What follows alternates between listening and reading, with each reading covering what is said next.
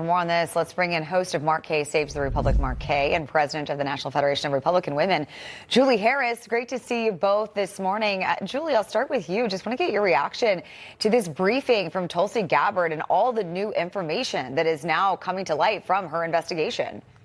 Yeah, this report confirmed what the American people suspected. You know, we were told we were conspiracy theorists when we would even bring up the idea that this was a hoax started by President Obama. Trump himself even felt like the intelligence was being politicized. And this confirms the American people got it right. They could see right through it. We demand and deserve accountability. This has chipped away at our democracy, and it took our nation's focus for many years. I mean, we're still talking about it, and it was a hoax. The American people want to know what actually happened, and they want someone to be held accountable. And I think it will begin with those at the highest levels of the intelligence community. Yeah, Mark, we broke this story yesterday morning with our James Rosen in the 8 o'clock hour. First look at those early documents.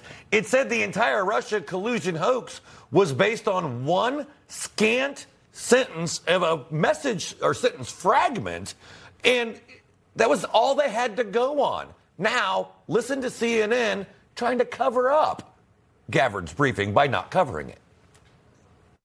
Multiple intelligence community assessments released in the months leading up to the November 2016 election concluded that Russia had neither the intent nor capability to impact the outcome of the U.S. election. On December 5th, we've been listening there to the Director of National Intelligence, Tulsi Gabbard, continuing on what has now been a multi-day effort, not only with public statements like this, but release of documents to attempt to back up the quite extreme allegation that President Obama is guilty of treason. Mark, I'm old enough to remember when CNN stood for the Clinton News Network. I think maybe they need to change it now to the Cover-Up News Network. That's a great idea. I think we should suggest that to whoever's left over there in charge of that place. But I'll tell you this, it's really interesting to see because they're saying it's an attempt to push this idea of treason on Barack Obama, and that's just insanity. But it wasn't insanity that Donald Trump was working with Vladimir Putin in an effort to hack into our election system. That seemed like a totally plausible idea that they pushed for years and years and years. And CNN's also culpable in a very dangerous situation because with Barack Obama creating this false narrative, pushing it through the midterms, we got Nancy Pelosi in charge of the House. That led to Russiagate and the impeachment, which led to Joe Biden in 2020, which led to the open border, which led to countless crimes and death and murder and fentanyl coming into the country. So it is the butterfly flapping its wings that creates this hurricane of criminal activity for the last 4 years under Joe Biden. Yeah. If Barack Obama had not done this and just shown the actual briefing to Donald Trump, who knows how this world would have been different. Good point. I want to get to this. Also, the Wall Street Journal reporting yesterday that Pam Bondi informed Donald Trump in May that his name appeared in the Epstein files. Though the outlet did note why, it's because the president's name is there because, yeah, they did know each other. They knew of each other. They were sometimes in the same room with one another. But there is no criminal activity or wrongdoing, the Wall Street Journal had to say.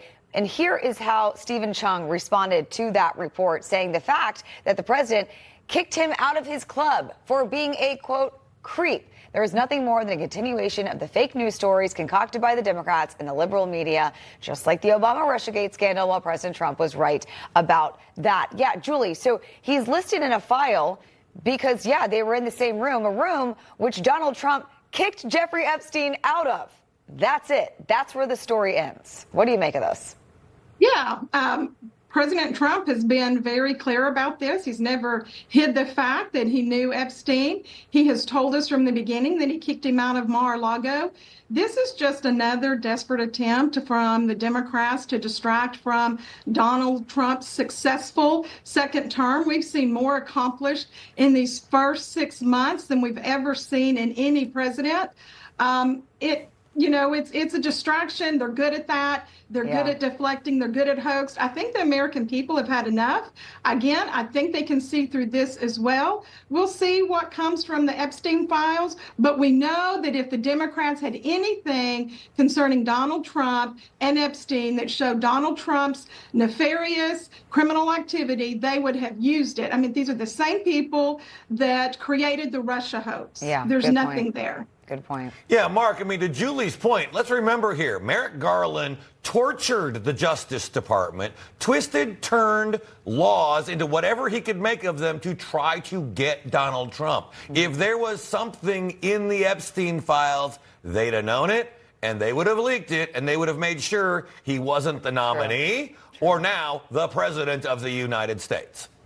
Yeah, I mean, look, I've got a photo of me with Jared from Subway floating around somewhere. These I'm not proud of it, but, I mean, it happens. And that doesn't mean that I'm involved in anything nefarious either. The Justice Department under Merrick Garland, the FBI, every organization that Joe Biden had control of, or whoever was controlling Joe Biden had control of, they went after Donald Trump with everything they had. They tried to throw him in jail. They fingerprinted him and took a mugshot of him in Georgia, in Fulton County. So they definitely would have released anything in the Epstein files. But of course, that would have implicated probably a lot of them as well. So those things have been kept real tight. Yeah, while I have you both here, I want to pivot to the auto pen, because we know that later today on Capitol Hill that Joe Biden's former chief of staff is set to testify. He will likely plead the fifth, as they all have been doing. But Rand Paul was on with our own Chris Salcedo, where he discussed why charging Dr. Fauci could be a good litmus test for Joe Biden's sweeping pardons. Take a listen to what he had to say. So, yes, I think we've got a sort of an open and shut case. And what will happen is, if he were indicted by the DOJ based on the evidence of whether he lied or not, I think then the court will have to test the pardon. And I think there is a real problem with things signed by a machine.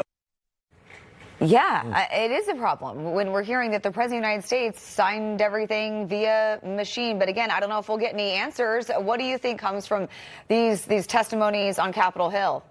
Julie?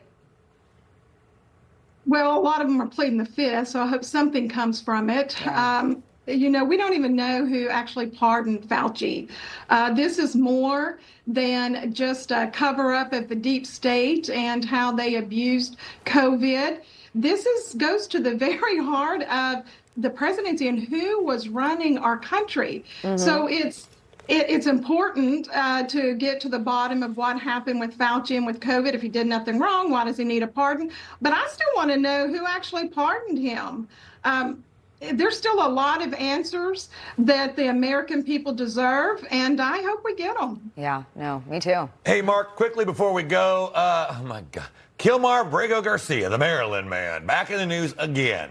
Federal judge ruling yesterday that if the DOJ or ICE release Abrego Garcia while he awaits his trial on human smuggling, another judge says he can't be taken into custody and removed from the country. I mean, when did these federal judges take over our immigration system? When I heard that, I thought maybe Donald Trump's right. Cancel the Senate recess and get all his judges appointed because we need some of them. Yeah, it's a bizarre story. Abrego Garcia's lawyer argued that they want to keep him in custody because they know as soon as he's released from custody, he's probably going to get deported to El Salvador or some other country that we don't even know about. It's really bizarre. But yeah, it's a battle of judges that have way too much power. Yeah, it's just been a bizarre thing. And that's what they're focused on. Aren't there other cases that need to be heard? I don't know. It seems like everyone's focused on this one, the Maryland man. All right. Julie and Mark, thank you both so much. Appreciate you guys.